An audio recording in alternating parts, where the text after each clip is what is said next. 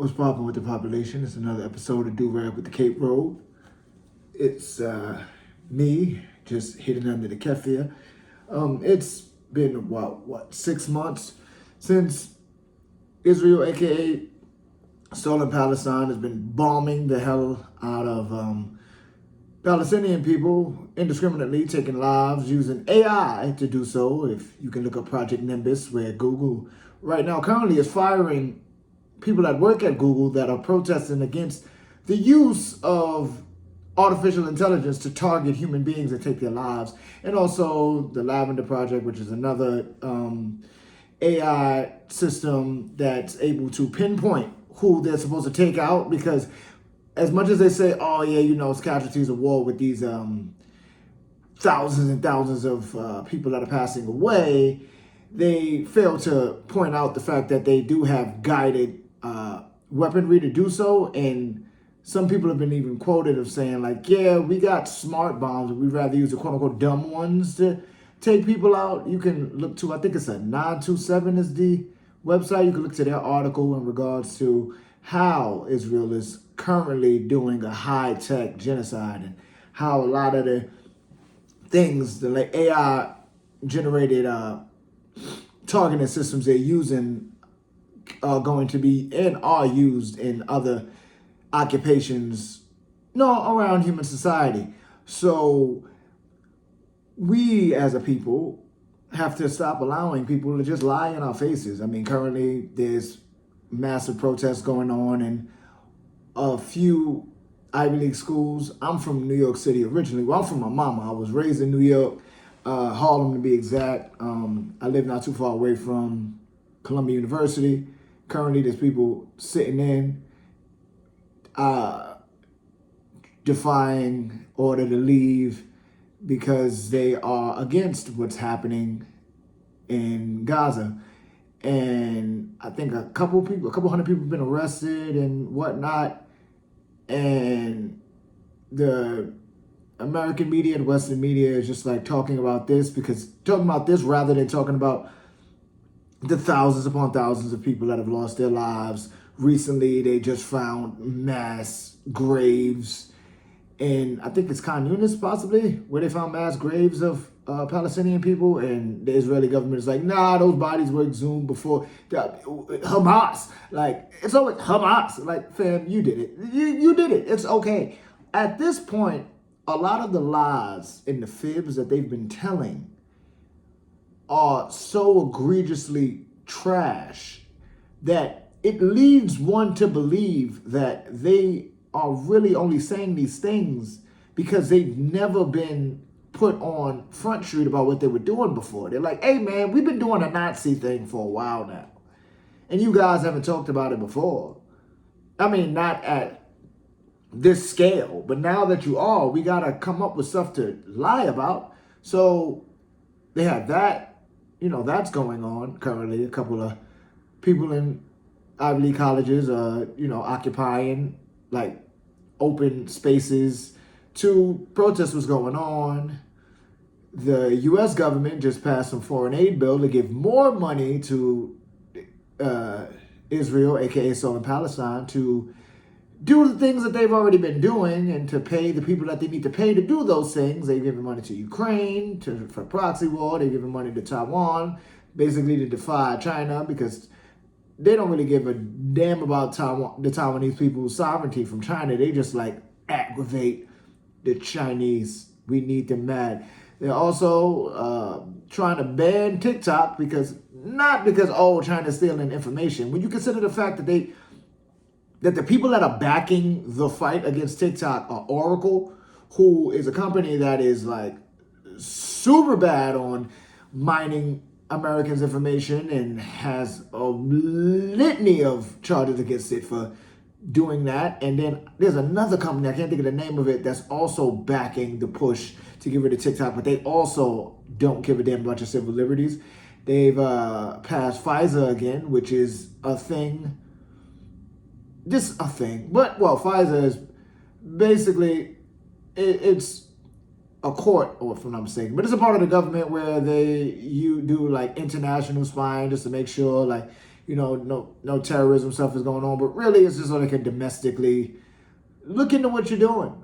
Because I think the thing that we kind of forget is that as much as we have the ability and opportunity to be able to, and the privilege to be able to see what's going on around the world and connect with people that you would probably not have connected with like 30 years ago, the powers that be, the people that have created this power structure or whatever, they also can like look into everything that you're doing. So like the whole fighting the power, so to speak, in regards to using the internet, like we need to at this point, because it's a necessity more than it is it's a utility at this point more than it is like a added bonus. They always are watching. Like that's just what's going down. So that's why you have like people getting shadow banned, or they want to get rid of TikTok. They want to get rid of TikTok because by the numbers and by statistics, a lot of the people that are on TikTok are like pro-Palestine, which is basically pro-anti-imperialism and colonialism and all that other stuff. And a lot of people are learning more on TikTok than they would be at their schools or just amongst their friend groups because, yeah. And when you look at what's going on in the states currently, as far as America, like as far as like Florida and other states fighting super hard to get rid of books and change the language on certain things, try to link anti-Zionism to anti-Semitism, like all of these things, it's because they want you to be indoctrinated further. They are really finding it hard to keep people indoctrinated. The only way that they can keep the masses indoctrinated is to pray that the parents of the future generations are as stupid as the people that were prior. That's what they really want. Because that's how they get away with what they're going to get away with. Well, what they are currently getting away with. So, I mean, you can look at what's happening in New York with like Columbia University. This protest is no different than what they were doing in 1968 when they were protesting the war in Vietnam. And this was a little bit after Dr. King was assassinated by the state because he was anti-war, he was anti-capitalism, he was anti-imperialism, he was anti-colonialism. But if you let the power structure in the states tell it, he was Mr. Kumbaya, because they constantly only bring up his one speech, the I Have a Dream speech, but they take even that out of context because he even talks about like anti-capitalism stuff in that speech, but they don't bring up that whole thing because why would you? Message. Why would you inform the people that the problem is the power structure? The problem is the people that are running the situation currently. It's like what's happening in stolen Palestine, aka Israel, is being backed by the West. It's being backed by a few nations in Europe. Which is basically Asia. We got to stop calling Europe a continent. The only reason why it exists as a continent is because some very weird people were like, yo, we are different than everybody else, and we have an inferiority complex that we gave ourselves, and we want to be different. That's why they call it Eurasia, which is even still disingenuous because Asia is bigger than Europe, and Europe is a part of Asia. It's separated by rocks, well, by mountains, the Caucasus Mountains or whatever have you. But, so I think it's hilarious if you start calling very, very racist people who are not usually, but some come from Europe, just call them Asian because that's what you are. You're Asian. Really, we're all African. Really, we're just all humans. Race doesn't exist, and it was created by Europeans in the first place to separate and segregate sects of people because they had to try to explain how some were better than others and some were inferior and all that. Really, the whole point of any of this is an inferiority complex that no one gave the people that created racism. Nobody told Europeans or whoever that they weren't good. They told themselves that. It's just like Zionism. If you look at the history of Zionism, if you look at the creation of Zionism, or how it got to where it is currently,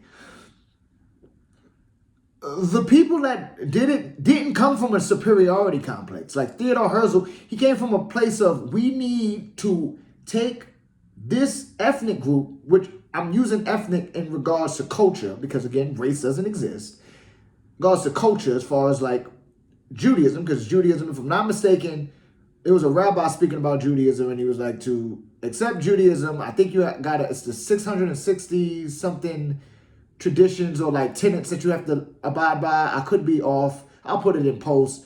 But you accept those, you're Jewish, because again, it's a religion. I'm Muslim, right? But I speak Arabic only in regards to being able to pray, like, and I understand that much and trying to learn more. But to his point, yeah, he was just like, yeah, you go by these 600 and I think it's like 660 or however many, 600 plus tenets, and you're Jewish. Like he was like, the whole need of a Jewish state and all that is completely against the Torah. That doesn't make any sense. Something they made up. Boom. Talking about that, you look at the need.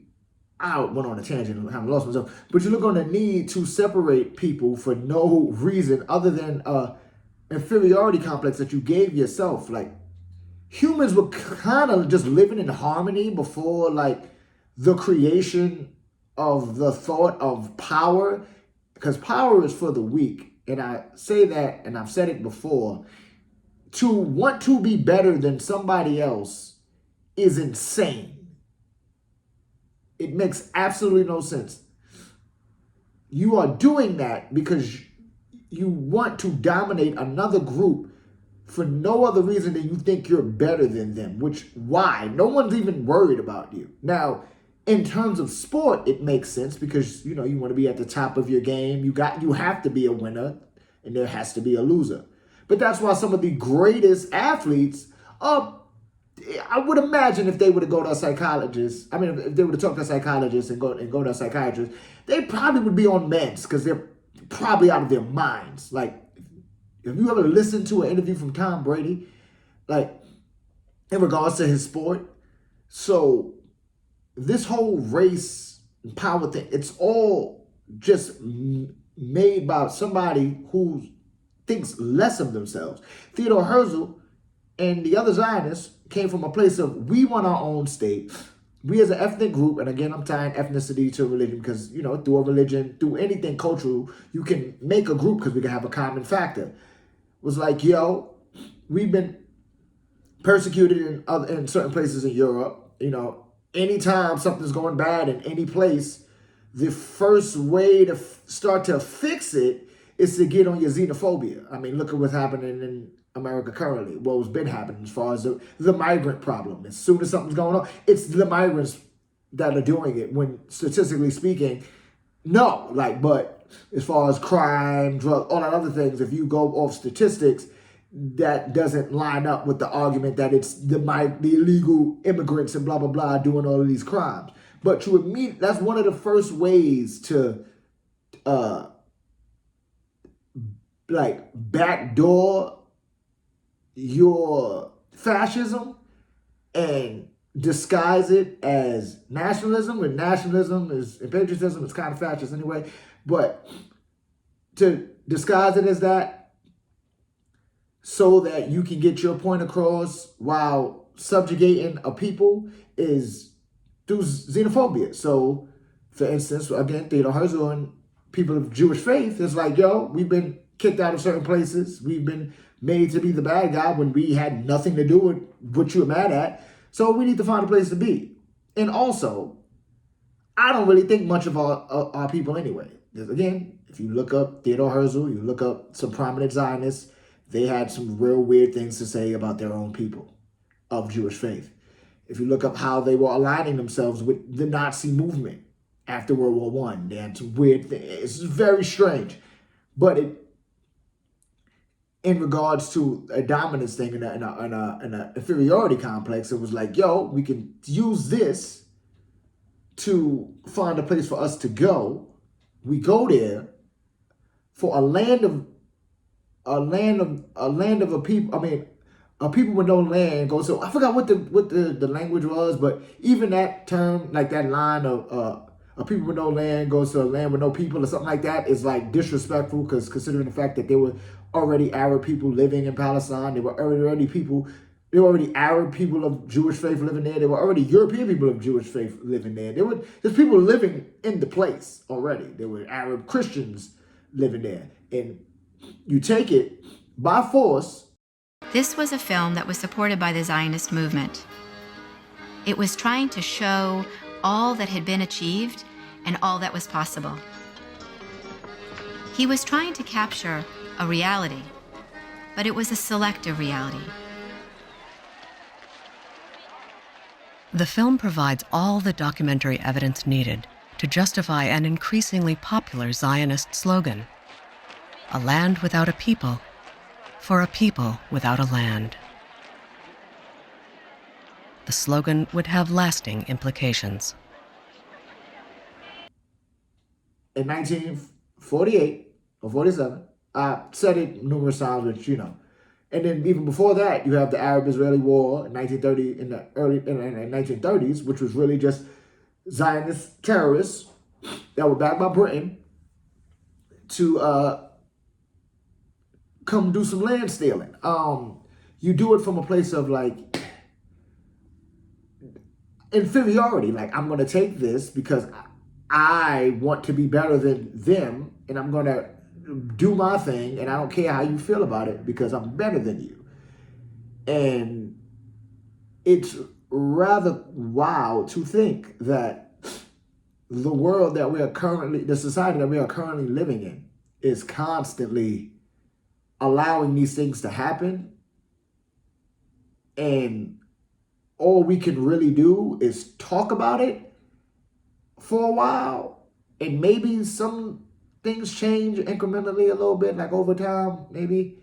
And then it goes flat for a little bit, but flat doesn't mean it's still not happening. You just aren't talking about it. And then it pops up again. Because as I said before, they were protesting in 1968 or whatever about the Vietnam War and about Columbia University building a gym in Harlem, like displacing people, because Columbia University owns a big swath of New York City as far as real estate goes.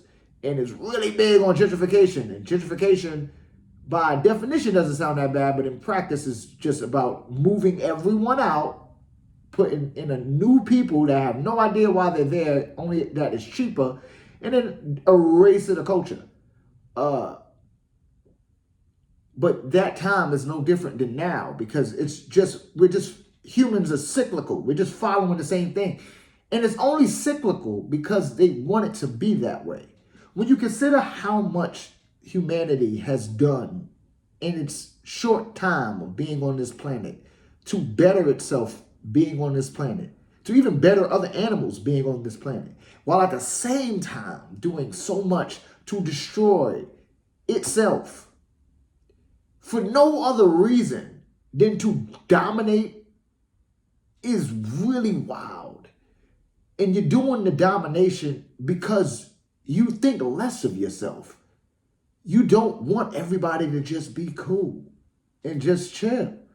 You would rather we be put in this position to constantly basically be punching up at you while you thrive in your sick hegemony for no other reason than to be better than everybody else, because you don't really love yourself. You weirdo. That you betrayed me? Did you tell the folks that? You bitch. And I'm talking to everybody that is pro-fascism, that is people that are pro-Israel, that is people that are even pro-America, that's people that are pro a lot of the bull crap that's going on. Because when you really think about a lot of these issues, if you can't objectively taking an argument like when somebody says like, yo, Israel's an apartheid, a colonial apartheid state, blah, blah, blah, and you immediately go to, what do you mean? And I say anti-Semitic. You should probably check yourself. If you can't take in like, yo, the U.S. is a colonial settler project that stole land from a people that were just living here, chilling, doing their own thing. I mean, Trail of Tears, over a million natives were killed. You get out of America. When you immediately go to get out, find someplace else to be, and all those things, and without an informed opinion, or your informed opinion, when you hear dissenting voices, that doesn't give you like any kind of pause where you're like, let me look into what they're talking about, then you're part of the problem. Individual pride. Because you think less of yourself. As much as you think you don't, you do. You really do. Talking to the Benjamin Milikowskis, because he's Polish, Netanyahu is a last name he adopted. I forgot what it means in Hebrew. The Joe Bidens, the majority of Congress, the majority of, any of the oligarchs, all of them, all of the capitalists, just talking to those people. Talking to the people that keep propagating and proselytizing the bull crap that we are currently living in. You think less of, you don't love you. You're a coon. You're a nigga. You don't. You need to look within and see why you don't love yourself. And you also need to keep your do-rag cape rolled. All right, peace.